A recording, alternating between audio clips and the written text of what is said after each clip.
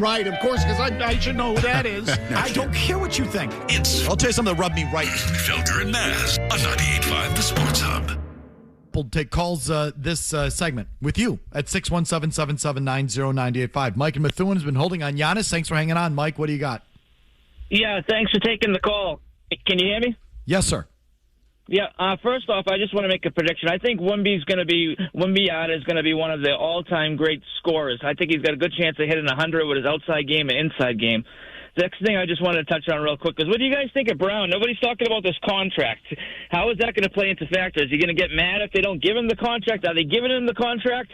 I'll listen and see what you guys say. Thanks a lot. Okay, Mike, and I think you're so right to bring up the contract. Don't you? It's sort of a hidden little factor in this whole story. Yeah, it might be driving the whole thing, really. So, and the other thing that I heard recently is, I don't remember who said it, that his contract comes up at the same time that Tatum can opt out. So Tatum has an opt-out in his deal for that last year that comes up at the same time that Brown's deal expires. Interesting. So if you're the Celtics, you can't possibly let those two guys come up at the same time. So now, will they extend Brown now? That doesn't mean that. They could wait and extend Tatum. Imagine if that's an area. Like, if their I guess what I'm saying is this. If their intention is to extend Tatum and not Brown, well, then you might be better off trading him. Well, and does it inform us why Brown is just kind of losing it a little bit? Off the rails a little? Yeah. Yeah, maybe. I mean, often we look at a problem player or a situation between a player and a team, and we talk about this and that and playing time and role, and is he getting along with the coach? And it all comes down to the contract. He's just getting antsy because they're not paying him, or vice versa, and that's at the root of it a lot of times. And I wonder if that's the case right here. Could be. So the caller's right to bring it up. Was it B-Rob that reported in the last couple of days? It was yesterday on Mass Live. Yeah, that they have no intention of giving him any kind of rework or extension this summer. So, yeah, that's probably pissing him off. And it's kind of why he's, quote-unquote, acting out, for lack of a better description. Is that what's going on there? I wouldn't be surprised. Paul in Fairhaven on the Canadians. Yes, Paul?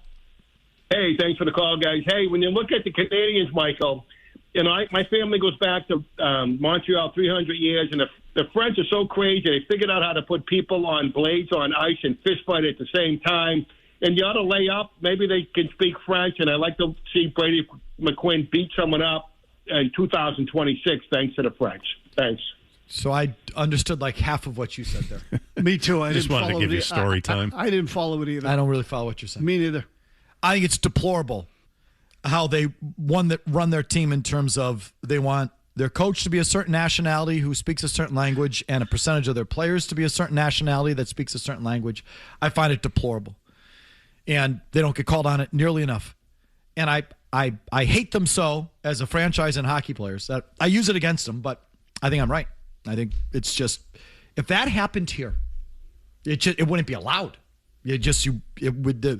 The society here, our free society, our free and open and accepting and diverse society would not allow a franchise to run the way that they're run. Uproar.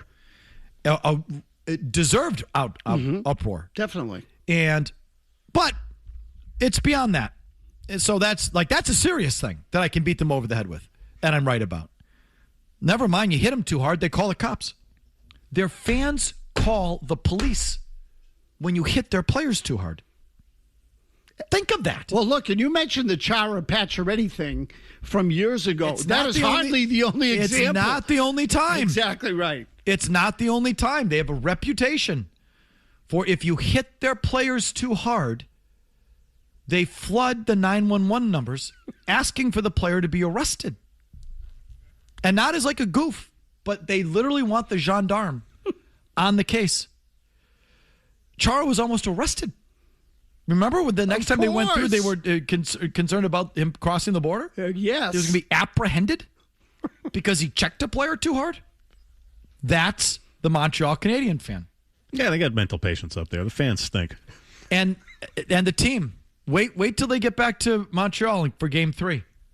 The diving, the flopping, it is worse there than it is in other teams, in other sports. It is. It's they take it to another level. They always have, and it's never gone away.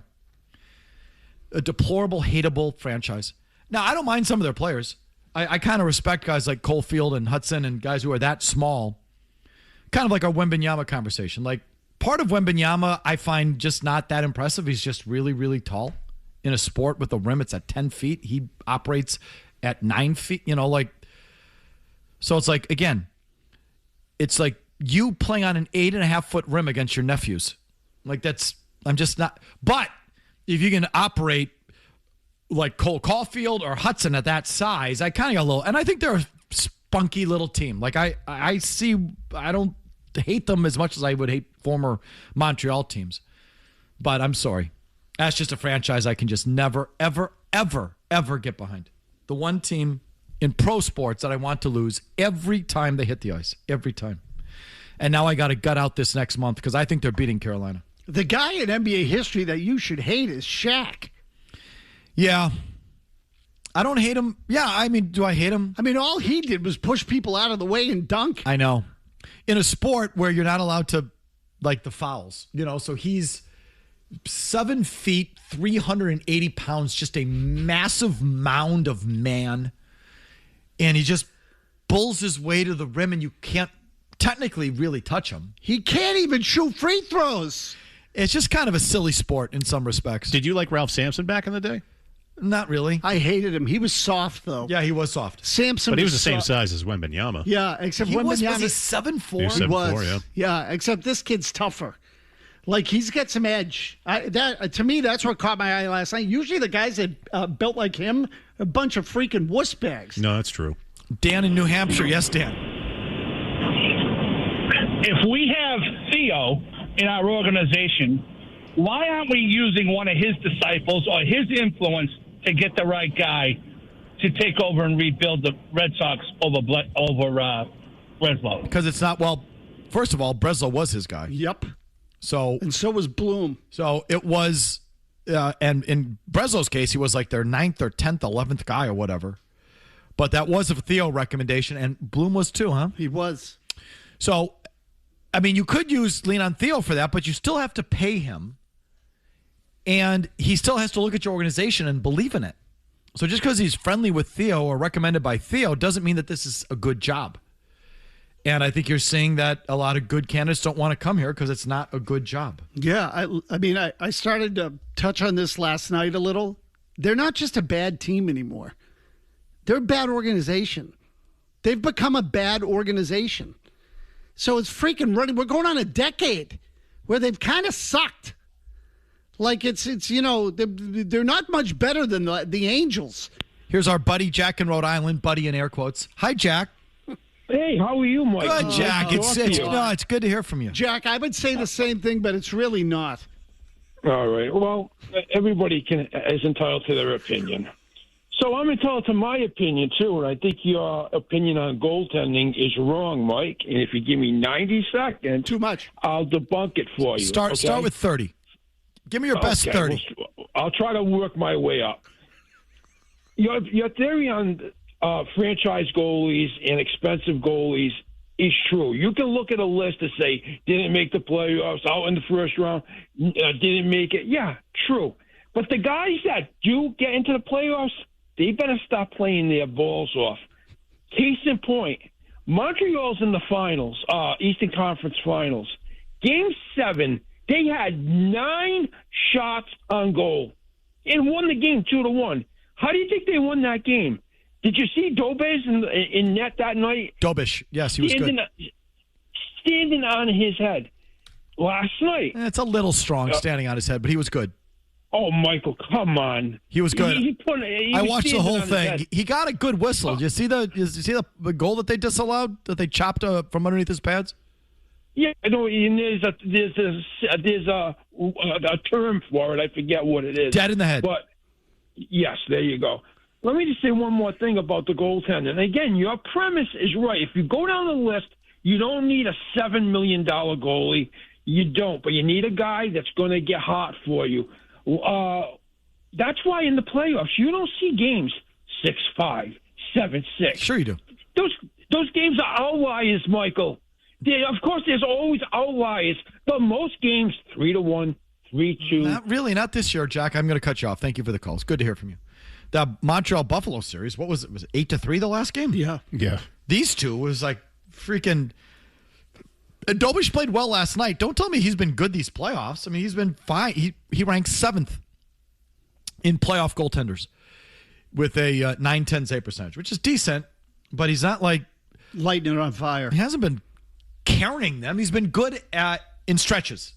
He's been really good in stretches, and last night was one of them. He was really good. I also think that he's wrong about, let's say just for the sake of argument, that you do agree that the games in the playoffs are a little lower scoring, which I don't agree with. I mean, I think it's because of the checking. The guys actually get back and play defense and cover the front of the net. Good point. I think it's because of the guys on the ice. It might be. I just don't. And look, I think this year is just an extreme example of what I've been trying to tell you. I don't think it's going to be like this every year. But someone's going to win the Stanley Cup who is just not that good. I think Frederik Andersen is the only guy in net right now who started the year as the starter for their team and didn't end up being it. They went Boosie for much of the year. So there's no full-time starter who's left in the Final Four. Their combined cap hits equal less than what you are paying Jeremy Swayman. And none of them are as good as Jeremy Swayman. That's an amazing stat. The 4 guys, their cap hits equal $7.2 million. Jeremy Swayman makes $8.25. So you're paying Jeremy Swayman more than these 4 guys combined to go one and done and, frankly, not even be all that close. So, again, I ask you, you really think it's all about goaltending? How about Dave in the car in the Habs? Yes, Dave. Mike, you love crapping all over the BC NHL guys. How do you like Alex Newhook and his big balls? How do you like Alex Tuck and his tiny, tiny little testes? Let me say Newhook. How about Alex Tuck? How come I talk about Alex Tuck? I'm talking about I'm sorry, what? Newhook. I'm talking about Tuck. All right, fine. I'll give you Tuck. Thank you. I'll give you Tuck. He gets small. Fine. I'll give you Tuck. Thank you. Okay. And look, Newhook's coming with a couple good goals. All right, my good goals. Huge goals. The Game 7 goal he scored it behind the goal line off of Vasilevsky's ass. And last night was, I think, deflected or threw a defenseman a little flutter ball that went 7-hole through the crap pant Uka Finnish goalie. But fine. The BC kid scored the game winner again on some lucky shot. How's Alex Tuck? He was still playing when he was the one who gave up the goal to Pasternak under his pad, right? That was Uka Tuka. Yes. Yeah. Yes. Yeah, again, he gives you a peek. He gives you a peek. Gives you a little peek. Like he does. Yeah. Girl in first grade. Just a little peek. No, again, like trying to get a ride on the highway. You lift up the skirt a little. I don't get that one. Over, Give a little leg. Yeah. Show a little leg. I got where you. Thank you, Murray. Appreciate that. John in Roxbury on the Red Sox. Hi, John. Hey, how's it going, fellas? So, Maz, let me ask you a question. This whole Brian Bale fiasco, why they abandoned him from playing behind a starter, blah, blah, blah, frustrates me more than anything. It was clearly night and day. And even more frustrating to me is I think they blew the opportunity to be able to get more than a bag of balls for this kid going down the road by making him a starter again. Or how about giving him that contract? Yes. I mean, in some ways, you could argue, I guess, that it makes him more attractive because the cost is controlled. Not if he sucks. Well, it's really the sucking. So here's again, I can rattle off like 5 names for you, guys that they could have moved and gotten something for it. They now are going to get nothing. Duran is one. Dahlbeck is one. Casas is one. This guy is one. Bayo's another one. So, when you... Christian Campbell, perfect. And now maybe even Marcelo Meyer. Let's see how that one shakes out. They had all these guys that they could move and get something for and make them part of a big deal somewhere. And now the value of all of them is plummeted. So when there's that kind of consistency with what the problem is, how am I supposed to look at them and say anything but they have sucked at developing these players? None of them have panned out. None. Now, it's early on a couple of them. I understand that. But tell me which guy has lived up to his potential. Not one. Maybe Raffaella a little bit. Because I never thought Raffaella was going to be like a centerpiece guy. I wasn't sure he was ever going to be a big league regular, like a starter. And he looks like he's a starting player, even if he's at the bottom of the order. So I'll give him that one. But the others, I don't think they've gotten any of them right. Back to your thoughts, and Bill Belichick doing a media tour the last couple of days. Some impressions on that coming your way right after these words. Now, more of Felger and Burge on the Sports Hub. Gun to your head, coffee or the New York Jets? No, I'd go to the Jets. Oh, wow. That's a man who hates coffee. Yeah. Remember, undefeated, unscored on, head coach of the New York Jets twice. Yep. Never lost a game, never gave up a point. That's a great point. Did the interview with Sean Hannity. We'll play some cuts here, give you our impressions. That was Murray's cut that he broke out on coffee versus the New York Jets. Murray, what stood out to you about that? Well, I have a theory on this. I think that's the sound of a desperate man. We all know he loathes the New York Jets, right? Lower than dirt to Bill Belichick, as long as we've known him and heard him and as he talks about that team. But no, he really hates coffee more than the New York Jets. Okay, that is the first time I can ever remember in my life that Bill Belichick passed on an opportunity to publicly dump on the New York Jets, the organization that he hates. Also an organization that he reached out to before he took a job with the 33rd NFL team down in North Carolina. He knows this is a team that's going to be in search of a new head coach. Aaron Glenn almost got fired after 1 year there. He's going to get fired after this season. He might get fired midseason. He's trying to line himself up a job. I'm convinced. I mean, he's a desperate man. It's not working in North Carolina. He's going to try to get back into the NFL. And those idiots would probably give him a chance. I'm with Murray on this. Again, it's out there now that he actually called them. So what's he going to do? Say coffee? Right. Or whatever. Maybe, yeah. So, I mean, I think his act is changing. I think he's now... He's groveling. Yes, definitely. Groveling for a job. Then there was a cut that stood out to Maz. This was with Sean Hannity about the situation he had with CBS News, where it really started a big firestorm last offseason when Jordan Hudson cut off the interview and that whole thing. Hannity asked him about that. Go ahead, Jimmy. As we've seen recently, there have been more editing problems, and they go back to over a couple of years, multiple examples of editing and interview process and all that. I thought that the interview I had with him was done very deceptively. And I've asked for the transcript from them, and they won't give it to me. They've done that with others. I'm not really sure what that policy is. Okay, so this part cracked me up. He's not sure what the policy is. I've asked for the transcript. I'll tell you what the policy is, Bill. The policy is we don't owe you a transcript. F off. Go F yourself. That's what the policy is. They don't have to do for you what they did for anyone else. And I don't know, maybe they do have a formal policy on whether they give the transcript or not.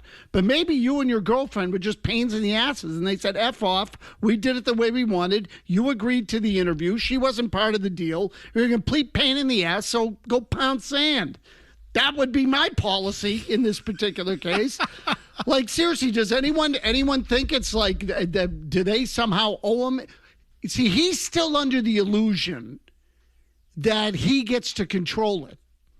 Bill still thinks he has the juice to get whatever he wants. He's under that illusion.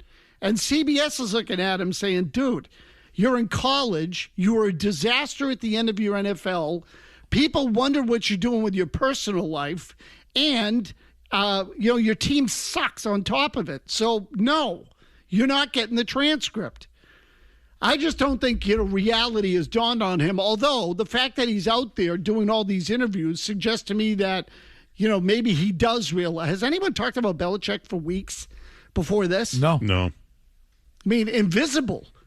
And I saw the thing in Shaughnessy's column, too, that not a single player from North Carolina got drafted. Mm-hmm.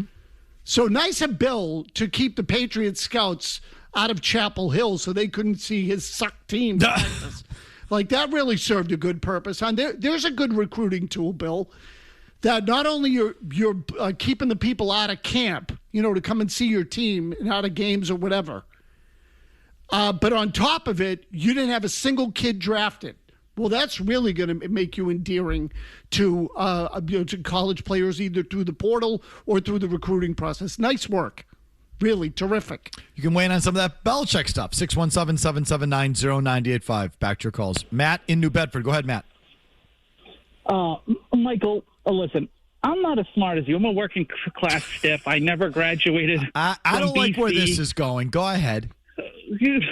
So I just want to know, you don't want to, and I agree with you on this. The overpriced goalies are just way out of whack. You shouldn't have paid Swayman. I 100% agree with you. You don't want to suck and draft because it will be bad for the show and you don't believe in it. Okay, fine.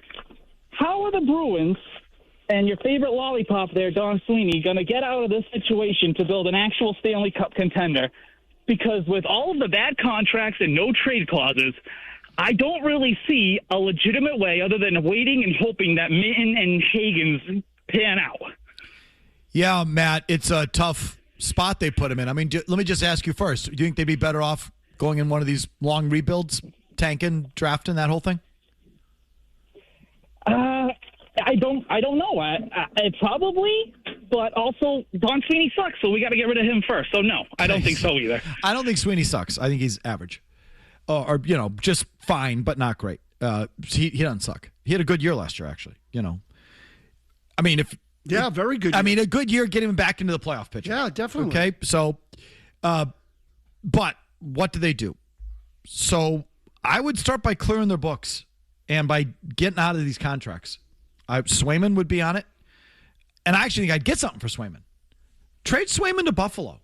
Buffalo just lost a series in part because their goaltending is just wretched. So trade him. But I wouldn't even start there. I'd start by swallowing money on Elias Lindholm and trading him. I'd swallow money on Hampus Lindholm and trade him. I'd swallow money on Charlie McAvoy and trade him. Or if I could get someone to take him without swallowing money, I'd trade Charlie McAvoy. I'd start clearing the decks of your contracts. I would trade David Pastrnak for Brady Tkachuk, or you can give me another suggestion if you want, for someone who might not put up the exact offensive numbers, but gives you a culture and attitude adjustment. And I know that's a tough pull. It's a tough thing to pull off, but let the Matthew Tkachuk trade to Florida be a model. I'd trade your existing guys. I'd build my team through trades and dealing off bad contracts and swallowing money where I had to get rid of those players and those contracts and starting fresh with lateral moves. You know what I mean? Starting fresh with NHL to NHL moves, not necessarily draft picks. While you wait, that they got porked by the ping pong balls this year. That could have been another top 10 pick, but there's still hope on that Toronto pick. You're going to get it. Did they ever finalize when it's going to be, 28 or 29? I haven't seen it. No. I haven't seen that either. But it's typical NHL. It's unprotected. Toronto could still go in the tank. I mean, there's a chance there, but that's what I'm doing. I'm making hockey trades and swallowing money where I can and taking a short-term hit on money to get out of those contracts and out of those players. I mean, because I'm sorry. If your best player is David Pastrnak, you're not winning squat. If Charlie McAvoy is your number one defenseman, your D-core blows. And Elias Lindholm, Hampus Lindholm, Jeremy Swayman, they're just wastes of money. Never mind Jonas Korpisalo. Put him on there too. Yes, miss. No, Swayman should be an easy one to move.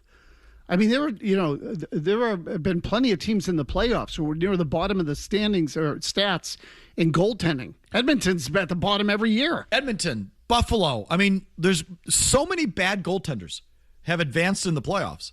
I mean, maybe one of these teams that's in the Final Four, that are probably the four best teams in hockey, are going to look at it and say, we're just a goaltender away. Okay, so prey on that. Like, I don't think Montreal, they're going to, Dobish is a young kid, and he's probably their guy of the future. But Buffalo? I mean, who's lost in the playoffs because of goaltending? I mean, Vegas is still in it. They finished 28th. 28th in save percentage. Go ahead. Okay, I went by save percentage. Yep. Okay, Carolina was 26th in save percentage. I mean, who else? So, Utah was in the playoffs. They were 19th.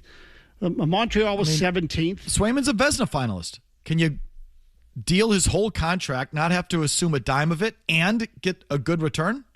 What they should do is eat a little of the money and guarantee a good return. I do what I can to get a good return and use that to build my team and then circle back to the goalie when you get good. Or just ride it out with Boosie or DiPietro or Vladar or the guys you've already had. And just do that. You know what I mean? Of course. If they eat $2.5 million of it, they get under $6 million. Someone will take him and give you something. So that's what I'd get to work on the trade front is what I would do, Matt. Here's an update with Big Jim Murray, and we're right back. Boston's best sports talk. You can count on it. 2 plus 2 is a 5. Felger and Maz. NFL schedule nuggets that we left on this side of the road yesterday, Maz, I wanted to get to. Sure. Did you read Ben Volen over the weekend? I missed it. There's some interesting nuggets on the schedule that he had. Which some of maybe you've gone over, but I think bear repeating. Nugget 1. He says, the league for the NFL, there's not much concern about Patrick Mahomes being ready for week 1.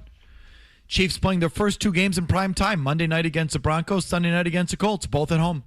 Would they ever have scheduled those if there was ever any concern about Patrick Mahomes being ready? I can't imagine. Who the hell wants to watch Justin Fields in prime time? Bingo. Not me. So, Patrick Mahomes coming back ahead of schedule. When is his docuseries landing? Do we know?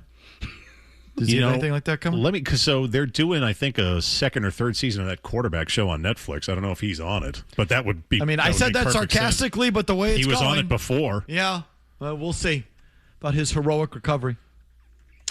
This one was interesting. It used to be that every team had to have at least one primetime game. Now that rule is no longer there. Yeah, even the suck teams would get the Thursday night. There are 5 teams that are scheduled to not have any primetime games this year. 5. Jets, Raiders, Cardinals, Dolphins, and Titans. 2 of them in the division. Yep. It's the Dolphins' first time with no night games since 2008. The Jets since 2007. Wow.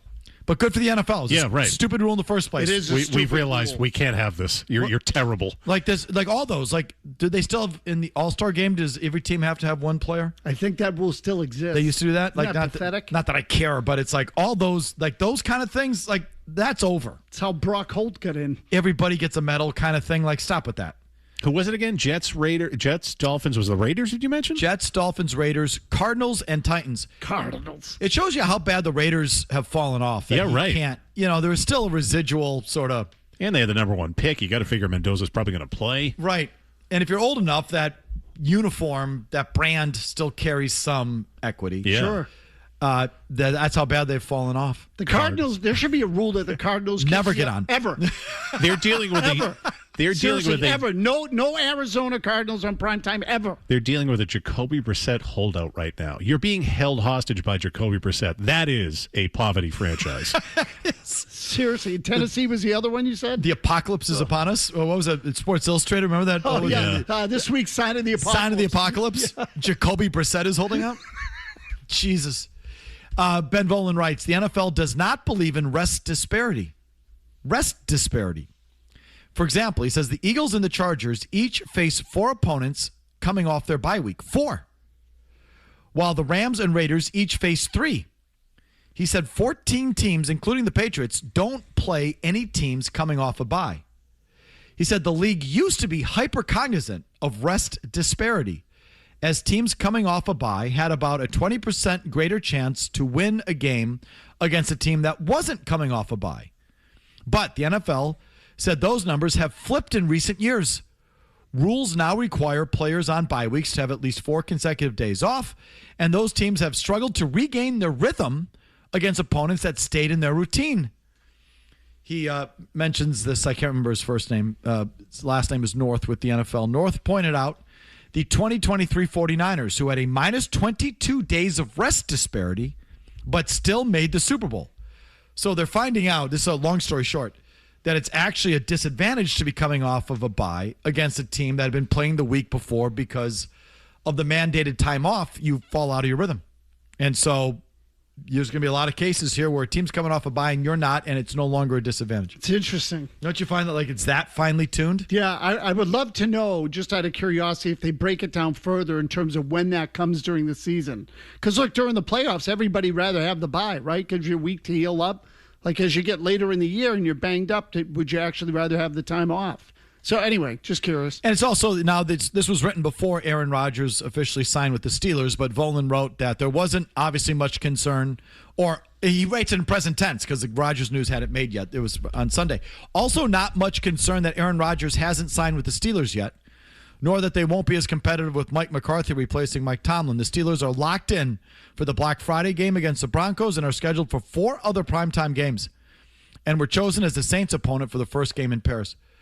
So it's just sort of interesting that the league is going to cahoots with the teams on the league office knows what's happening, who they're signing, who's healthy, injury timelines, things like that. Because there's no way they're scheduling the Chiefs as they are early in the season without knowing about Mahomes, or the Steelers at all without Rodgers being on the team. Definitely. So on that, I'm glad you just mentioned this, because I found it odd that the Patriots-Chiefs Monday night game is so late in the season, because then I think you're asking for trouble in terms of injuries. Like, I mean, I bet the geeks could figure out this disparity thing. Like, what are the odds that both Drake May and Patrick Mahomes are fully going to be healthy for that game in the middle of December on a Monday night?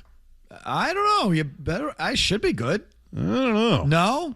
What? Mahomes coming off an injury like this, Okay. that might be tough to manage. I thought it was a chance for you to take a shot there at May. Oh, you old bad shoulder there, too. Yeah, maybe that's a problem, too, by the time December rolls around. Because it was such a big deal in the Super Bowl. He also had a few concussions? He did? Yeah. Well, he got knocked out of a couple games. Yeah, definitely. Oh, yeah, that was the first year. Yeah. Oh, that was just the first? No, didn't he get knocked out at least once last year? He did? Yeah, the rocket scientist came in for one of them. He threw a couple good balls. Oh. Was that New Orleans? What was the game? Oh, geez, I don't even remember. It was one of those games. I gotta look. Dobbs came in and got a couple. Rocket scientist. Yeah. I don't remember that last year. What do they call? Oh, the Pasternaut. The Pasternaut. The Pasternaut. You confused me because I was thinking Matt Patricia was on the sideline. No. Did he get concussed last year? Well, I don't know if it was officially diagnosed. Nobody came out after taking a shot. He got whiplash down on the ground. God, what he game still was didn't that? know how to get down. No, that's true. Yeah. Well, either way, I thought that Chiefs game would have been earlier in the season is all. Okay, anyway, there's just a couple of things I wanted to get to yesterday, so we'll get to them today. Back to your phones here, as promised. How about Sam in the car on the hockey stuff? Yes, Sam. Felger, I actually agree with you on all those guys that we should get rid of. One, the goalie makes way too much money. We can get 2, maybe 3 good players for him. McAvoy, we already know what his ceiling is, and it's not very high. And then Pasta is too frustrating to deal with. And then Hampus Lindholm is half a sissy. He's soft as God knows what. And his brother, okay. It's not his brother. It's his brother in suckitude. Might as well be. But his brother in wussiness. But it's not his brother, and he's not biologically his brother. The Lindholm twins. Suck and blow. I'm not dumping Pasternak or McAvoy for nothing. I'm trying to win that trade. But I'm just telling you, I'm putting everything on everything. My entire roster is available. And I'm trying to rework my team through trade. And if I get the best deal and the thing that makes the most sense for Pasternak, then he's gone. I would say the Lindholm twins are a priority to get rid of. So I would actively, those guys I would dump. Those guys I would take little in return just to clear the money. Clear the money. So, it's a scale. I'm not doing that with Pasternak. I'm not trading him just to trade him. I'm trying to, again, the model being the Florida Panthers. And those trades, the Florida drafted high for a while, and they had some assets to deal. There's no question about it. But that championship team was made through Matthew Tkachuk and Sam Bennett and Sam Reinhart. And who was on defense? Not homegrown. Well, anyway, a big part of their team was traded for. The big bulk of it. They sort of remade their roster on the fly through hockey trades. That's what I would do here. And no one would be off limits. No one. But I'm not trading. I'm not dumping Pasternak. I'm winning that trade. The bar gets a little lower on McAvoy, where I don't have to crush that trade. Mm-hmm. But I want to win that trade. I don't have to win the Lindholm trades. I just need to get out of the money. Swayman, I think I have to win the trade. But I think it's important to get out of that goalie money and spread it on your roster. So I just keep saying, like, that's what you ask. What would I do? That's what I would do. What are the chances of success? Low. What's my faith in Sweeney pulling it off? Medium at best. But they're not going to suck. You know they're not going to suck. They're not going to allow themselves to suck, and draft. They're just not doing that thing. So there's no other route. We got a long commercial-free segment. We'll reset some of our Celtics thoughts. Jaylen Brown, Giannis, Wembanyama, and your calls. There's open lines at 617-779-0985. We'll continue to talk to you about whatever you like right after these words. I want to get to the gossip first. Everything you said is right. Felger and Maz, the Sports Zone. Most importantly, in the second overtime of the game, and, we could spend 25 minutes just detailing all of his exploits in this game, primarily, clutch plays. But in the second overtime of this game, when I thought that he's just not going to have any juice left, any gas left, he scored 9 points and had 4 rebounds and a block in that 5 minutes. When everybody else was totally out of juice, he found some more. And I'm trying to keep my composure right now. I'm trying, I have this rule about not overreacting to a game one, so I'm trying to follow my rules. But I'm having an urge to say I don't know how you're going to beat him 4 out of 7. Trying to contain the over-the-top commentary on Victor Wembanyama. Like, I get it. I get why you'd go there. I've just tried to pump the brakes on it a little bit, trying to tell you that the NBA recently is littered with this story, meaning, like, you all think now it's Victor Wembanyama's league. It's over. It's his league.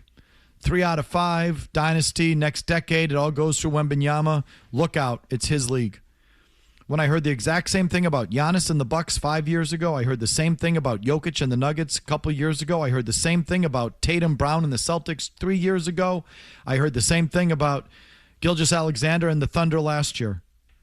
And the Thunder are back in the conference finals, but the first 3 that I mentioned, the Bucks, Celtics, and Nuggets, you can correct me if I'm wrong, I don't think any of those teams after they won the title have gotten out of the second round. The Bucks didn't. The Celtics haven't. The Bucks went from winning the title to losing the second round and not even getting out of the first round in any year. The Nuggets, they didn't make the conference finals last year, did they? No, I don't think so. I'll double check. Either way, they're getting knocked out in the first round just like how the Celtics are this year. Okay, so like it wasn't all that long ago you were telling me it was Giannis's league. Well, that window is officially closed, done, shut. The Nuggets window, is that done? It kind of feels like it, because, again, Jokic has 3 MVPs, 1 title. That number seems out of whack. He should have another one. And he's just getting older and fatter. Just a couple of years ago, you told me it all went through him.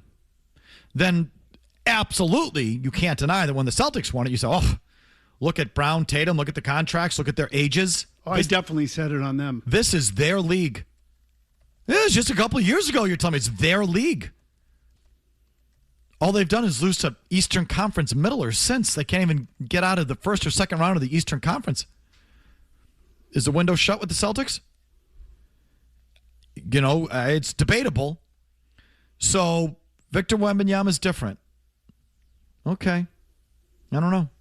I mean, he might be better than all those guys. He's certainly better than Giannis. Definitely. Yeah, the last conference final Denver has been to was the year they won the championship. Yeah, so it's like the 23. Not only... Yeah, they got bounced in the second round twice, and then this year was the first round. Okay, so all those teams, similar arc. Like, not only was it not their league, not only did it not go through them, they all pretty much in short order kind of fell off the championship map. They just became first and second round fodder, like immediately. Pretty much. Now, the Thunder are back in the conference finals and feels more legit, but I think most people would give the Spurs the nod.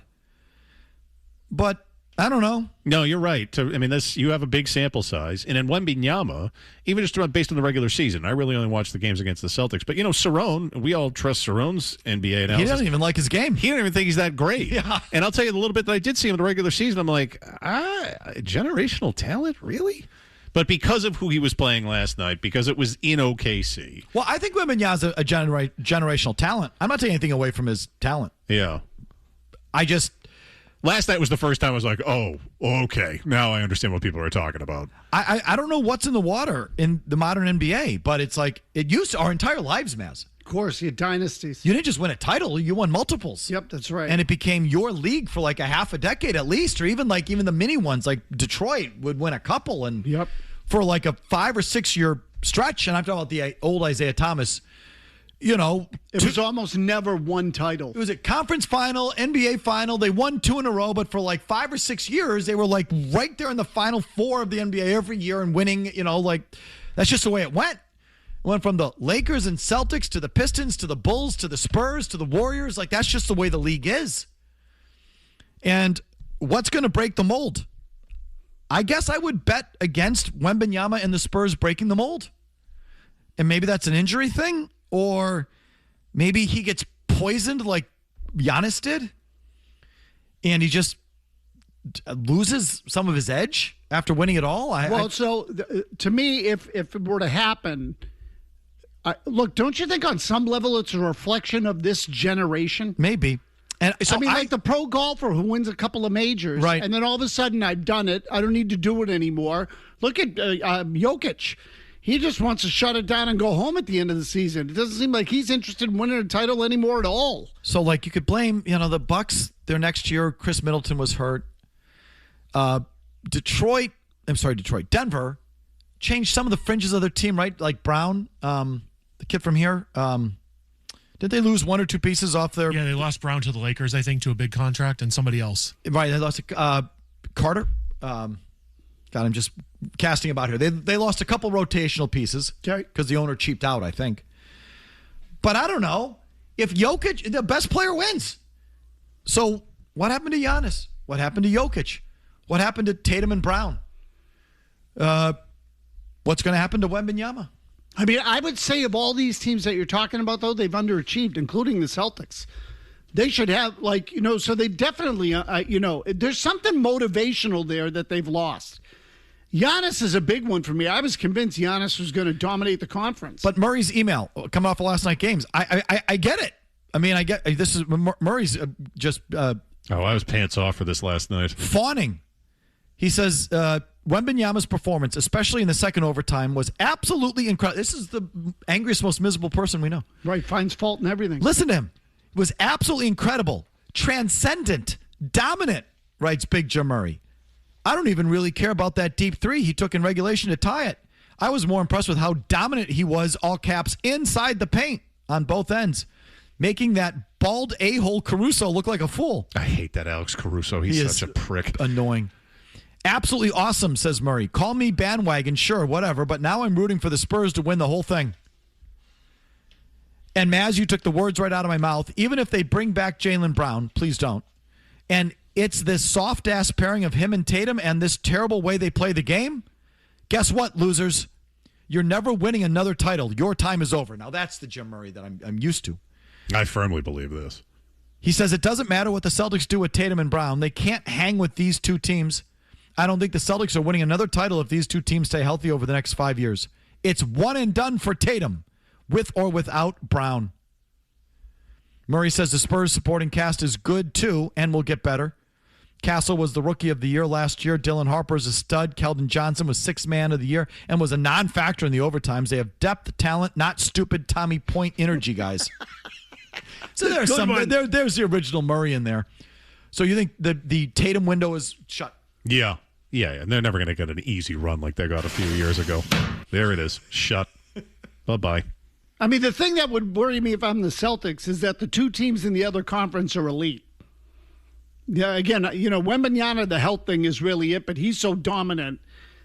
Just how do you match up with that? It just sounds silly, but what's going to happen here is the Spurs, if recent trend holds, I can't predict the future, but the recent trend would have the Spurs beating OKC, winning the title, OKC becoming first and second round fodder in the West, something happening with Wembanyama and the Spurs where they just lose a little bit off their peak.